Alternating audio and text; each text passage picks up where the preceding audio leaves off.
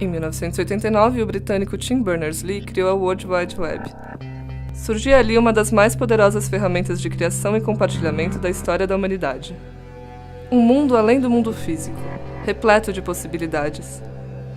Mas esse novo mundo foi construído sob os cabos e satélites de um mundo antigo. Um mundo com suas relações de poder consolidadas. Um mundo com seu próprio modelo de negócio.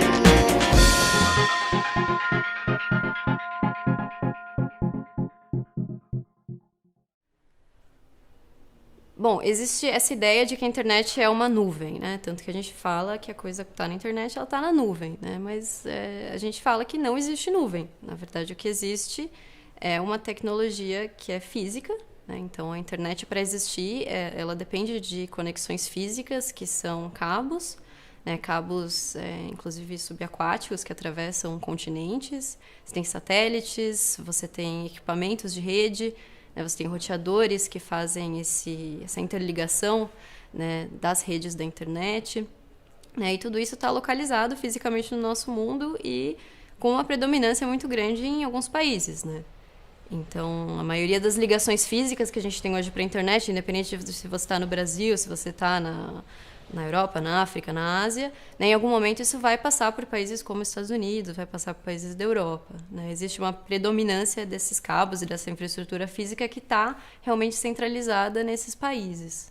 Na década de 70, houve um grande investimento, sobretudo dos Estados Unidos, para a criação de um conjunto de protocolos que pudesse se tornar padrão um pouco mais adiante. Então, investe-se num projeto que, em 80, foi chamado Conjunto de Protocolos TCP/IP, onde a grande característica era fazer a interoperabilidade entre essas redes. Tá? Daí que surge esse nome Internet. A internet, numa tradução muito simples, ela significa a conexão dessas redes diferentes. Então, é net de rede e inter dessa intercomunicação. Então, o termo internet vem daí.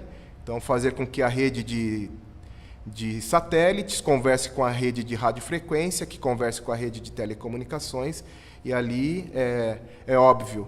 Como a infraestrutura de voz por telefonia ela já era disseminada de uma forma muito ampla e os custos eles eram menores, era natural que a internet se apoiasse de fato sobre essa infraestrutura. A gente pode falar que é tal qual a coluna vertebral e as costelas, assim, eu gosto de pensar nessa imagem.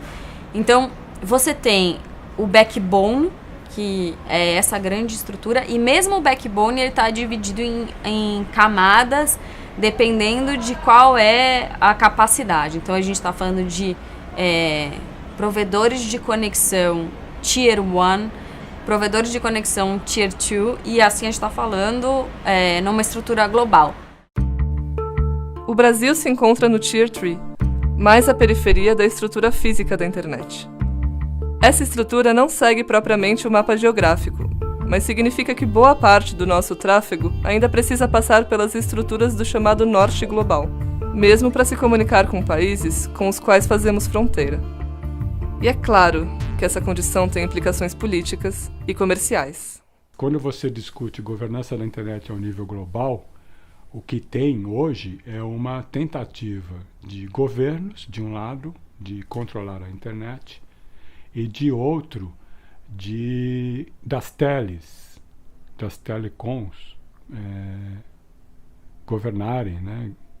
Eu acho que eu até posso dizer isso, das teles governarem a internet, ou o espaço de debate de telecomunicações no mundo ser aquele que disciplina a distribuição e o uso da internet global. Justamente áreas onde você tem maior dificuldade de acesso a bens culturais, enfim, troca de informações, acesso à informação. E aí, justamente, onde a internet podia fazer essa compensação, que é mais caro ter acesso a ela. Então, essa compensação não está acontecendo para romper com a desigualdade no Brasil hoje. Por que isso está acontecendo? Por mais que seja uma infraestrutura lógica, né, ela existe, ela depende muito de alguns servidores, alguns sistemas que estão localizados também, em grande parte, nos Estados Unidos e Europa. Né? Mesmo essas decisões lógicas da internet, né, por mais que elas não sejam localizadas fisicamente em um país, porque exatamente as linguagens, né, os protocolos, os roteamentos, né, que a internet faz, tudo isso acaba sendo decidido em grande parte por esses países. Né? Então, por entidades americanas, por entidades europeias. Né? E aí é uma questão, porque nos fóruns internacionais de governança da internet, sempre tem um debate de um lado dos governos, e principalmente numa perspectiva às vezes de controle estatal, de censura, de coibir certas práticas que são usuais para nós hoje na internet, né?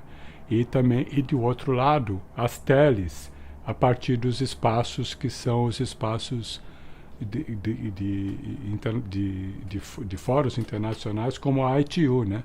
Que é o organismo internacional aí vinculado à ONU, mas que é totalmente dominado pelas empresas de telecom, as grandes corporações, na verdade, né? Não dá nem para falar que são empresas de teles, e também uma grande influência de perspectiva de Estado. Os Estados Unidos eles têm grande influência sobre as decisões. Ainda os Estados Unidos detêm a maior fatia da internet, seja ela na governança e seja ela nas políticas de infraestrutura.